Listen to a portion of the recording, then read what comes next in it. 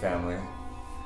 So we actually started this ritual at 11:11 a.m. on November 11th here in Pacific time in San Diego, and we're still in it. We're fresh in it, and we wanted to share with you all what the heck we're doing here. So Ryan, for reasons that he can explain in another video, had 15 hundo in cash.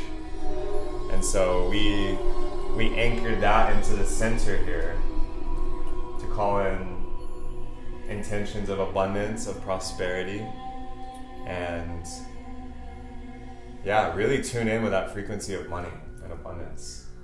Yeah, I think so often in scenes where we're going towards love, going towards connection, going towards our higher self, it's like, ooh, money represents darkness, money represents taking advantage of people, money represents a lot of things.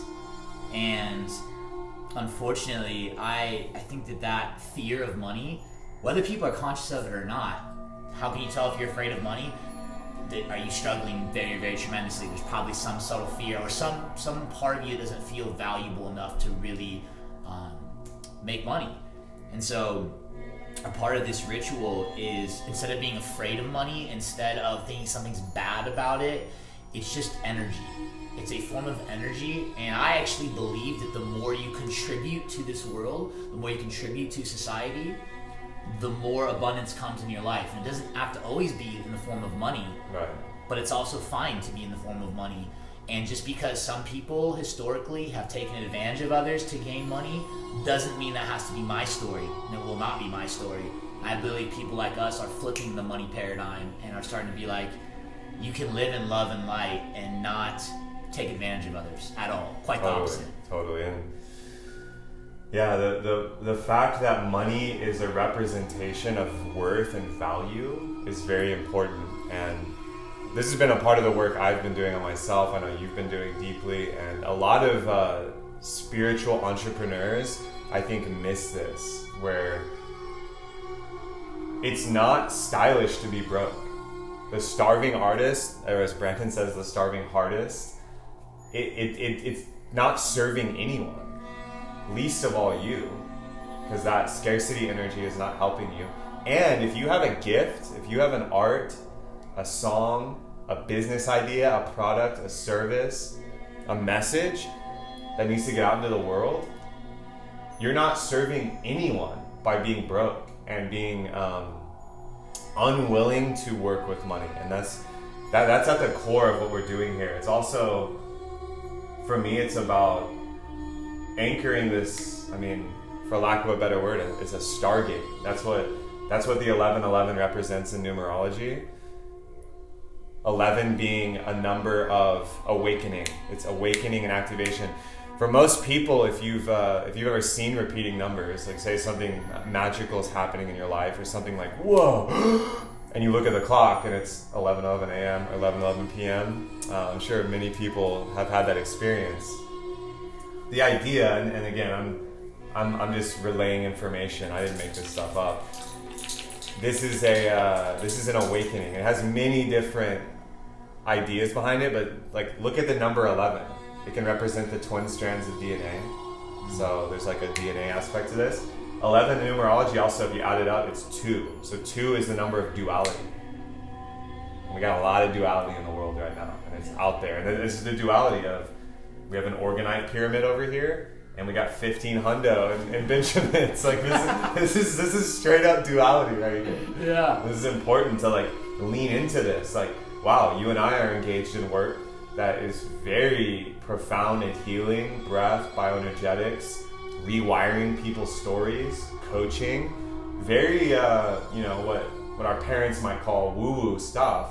And yet we are both receiving currently and calling in massive abundance and money. Absolutely. For that and with that, in a good way, in a way that serves us and lets us help even more people, and in a way that I think serves a whole system that is part of money, right? The economy, the idea that if you have a lot of value to give, It's universal law. Then you get a lot of value in return. It doesn't always have to be money, but why not? Absolutely. And I think that if you just really reflect on your own life, if you really saved up your money and you purchased something that was really valuable, and you just like, that thing represents a level of, wow, like I earned this thing, I created it, and I care deeply about it. And it's the same thing for your gifts. A lot of people think, oh, I don't really have any gifts that people would pay for. That's a story, because everybody has some gift in them, and if you haven't cultivated it to a high level, well, great. That's your opportunity to cultivate that, and a great way to kind of to see how am I affecting value in the world is am I receiving currency? Am I receiving energy? Are people paying attention? It can also be in the form of attention. If nobody's paying attention to you, instead of just being like, nobody cares about me, nobody likes me. Well, maybe turn the lens inside and say, why is nobody paying attention to you? Work on yourself, work on your love, work on your heart, work on giving, and in the process, abundance does come. That's been my experience for sure. So I'm going to continue to tell people about that. Money is okay, and it is a form of value. Yeah, and this is it is in universal law, right? It's the law of reciprocity. You will receive in proportion to what you are giving. And so if you have a gift and you're not giving it to the world, and you wonder why your bank account's empty, that's a good place to start. If you're not sure of what you can give to the world, like the best gift you can give is your presence, I believe. Like a smile, dropping in with someone that you wouldn't normally drop in with, whether that's a cashier or waitress, or whether it's a neighbor, or if you're really feeling it, if that's a person on the street, literally a homeless person, and or just a stranger you meet. If you can show that person a little value, a little love, you can start this cycle and this law working for you. And this isn't, I want to talk to the skeptics, because I know you're there somewhere. This isn't even about the woo spiritual factor law of attraction. This is cause and effect. This is highly scientific, and if you really study your life, and this applies to everyone, entrepreneurs, single mothers, janitors, if you're in corporate, whatever job you're in, it doesn't matter. The law is the same. If you provide a lot of value and a lot of presence, and you make people feel your love first, so that's the mega distinction here, is you want to fill your own cup. Yes. So if you're giving and giving and giving, but inside you don't want to give and you're actually resenting, you're making others a thief, and this law will not work for you. You'll actually backfire it. So true. So that's a big point to realize. Is I think there's a lot of people, myself included, like 3 years ago, where I was hustling and trying to build a coaching business, but I didn't have my own cup filled. I was scrambling to keep track of my own health and wellness and my own finances, and so this law wasn't working for me back then. And I was like playing a little bit of a victim consciousness, like, oh, poor me, like, I just hustle so much. Maybe this isn't, I'm not cut out for this. Or maybe I'm not doing it for the right people. And then that's a very awakening path to go on. Self-inquiry into why you aren't receiving abundance. Why is it not happening for you? There's reasons. Mm-hmm. Yeah. And that's a real, I think that's maybe the greatest point that I see in my clients, I see in other people. It's like, yeah, I just give so much, and it's just like nobody gives back to me. It's like and what you just said is just such a point I want to reiterate. If you are constantly giving and you don't actually have it inside to give, you're just like, someone calls you up and says, hey man, can you help me move? You're like, fuck, I actually had a bunch of stuff to do. Sure, yeah, I'll do it. And then you're just like, man, like you're in subtle resentment. At the end, they look, thank you so much, man. You're like, okay, yeah, I feel kind of good about it. And they call you again the next day. Hey, man, can you help me out again? You're my friend, right?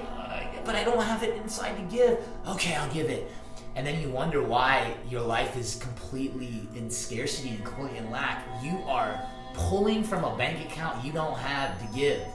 And I always hammer home on it. It is not selfish to get to a place of power, your own personal power. It is not selfish to say, you know what, I'd love to help you move, but right now I don't have the energy in my heart. I don't have it right now to give.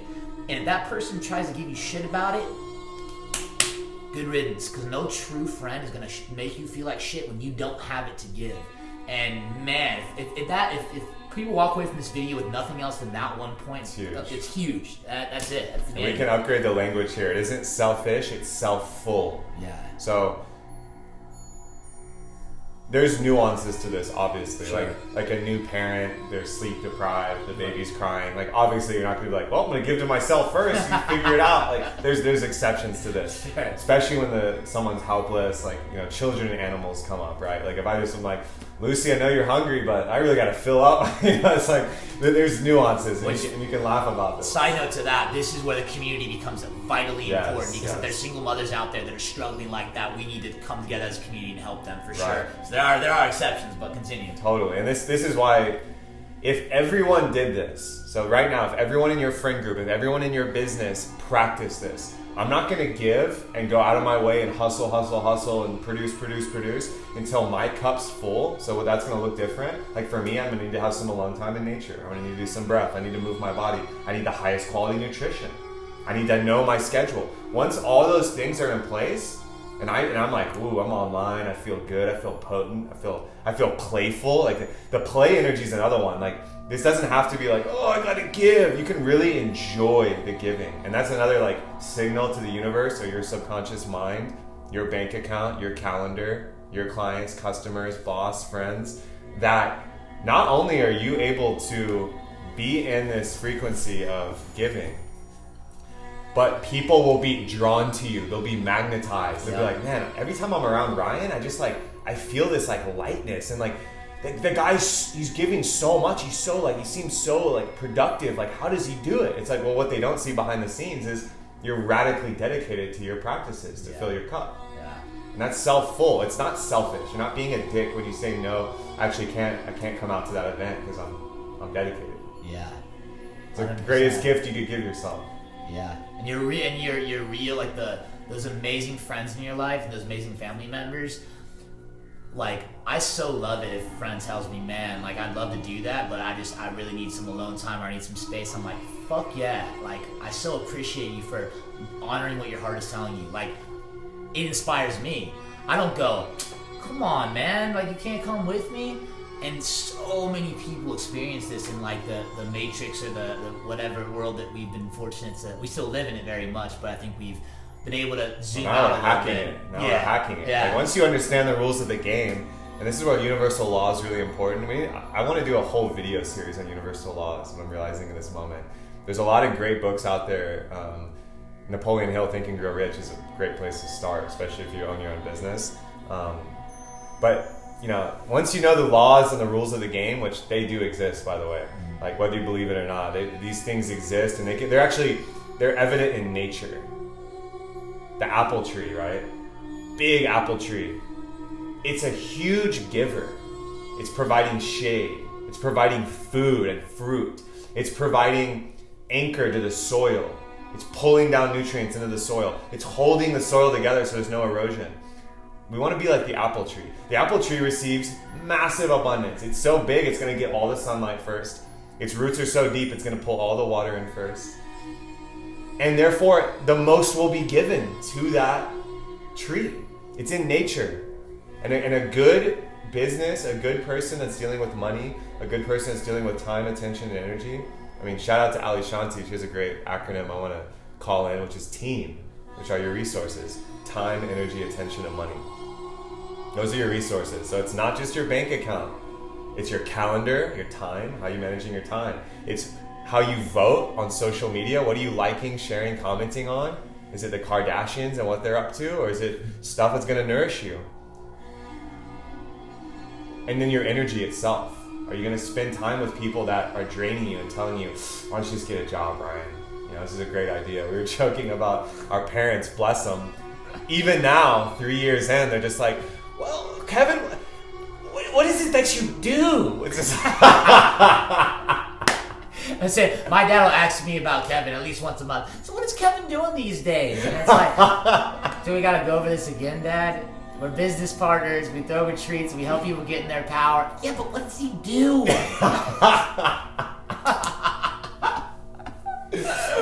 and bless them. It's beautiful. It's amazing. Yeah. And there's an aspect like that. That's like a comical like example. Say there's a friend in your life that's like, yeah, I just don't think it's gonna work out for you.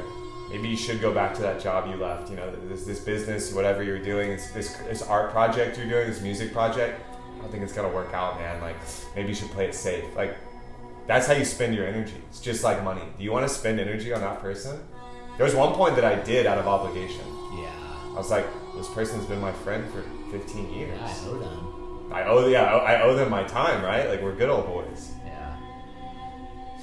Man, that's I think one of the greatest kind of things of great realization is that whenever somebody tells you something you should or shouldn't do, my greatest key is like, let me look to their life, let me look at what they are about, what their life looks like, and do I want to emulate it? So if someone's telling you should probably just get a job, do I look at their life and say, yes, I want your life? So you know what? I think I'm gonna listen to some advice from you. Oftentimes, people who are giving you that advice, they're seeing the world from their lens and what their limitations are. So of course they're going to tell you to not go after that job. And that's out of love. They think that they're protecting you because they can't see it for themselves. So how the fuck are they going to see it for you? They can't. And this is why it's so, like you're saying, like, be around people that are doing what you admire, what you want to do. And if they're not around you, watch them, interact with them on social media, and then become one and be that light wherever you're at. Right. This is the number one question I hear people ask in a lot of different respects. How do I find my tribe? Like, I see you guys, or I see you, I see this person, XYZ. How do I find these people? It's like, often the first step is elimination, which is stop hanging out with people who drain you. Yeah. Stop giving them your time, attention, energy, and money. Stop giving them the yes when you know it's a no. Stop lying to yourself. That's where it starts. Stop saying things that aren't true. Yeah, I'd love to come to church with you. I'm gonna take it there. Yeah, you know, I was gonna work on this idea I've had, but you're right. I'll go out with the boys and sip into some cruisers. There goes all my productivity right there. These are the tough decisions that get to be made, and you know, to bring it back to the 11:11, today is a very powerful opportunity to make a quantum leap.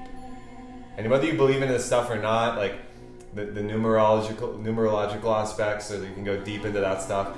Really, it's just about the collective energy today is in a space where quantum leaps are available if you choose. It doesn't have to take 5 years of grueling spiritual purging and practice. Like, you can make a quantum leap right now. It's available. There's a bridge into your future self that it's not easy. It's definitely not easy. I would never tell anyone that it's easy to leave the tribe you've known for so long. It's not easy to ask for the worth that you know you are in your gifts, to raise your prices, to create a business, to find allies, lovers, and friends that are going to lift you up because they see the greatest.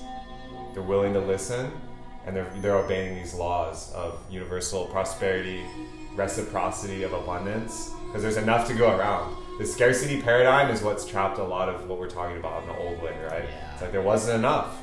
And, you know, we're having a great conversation last night with Jiro about baby boomers, and before that, the pre-World War I and II generations, there was real scarcity. Right. It was very intense. And so, you know, we don't blame them.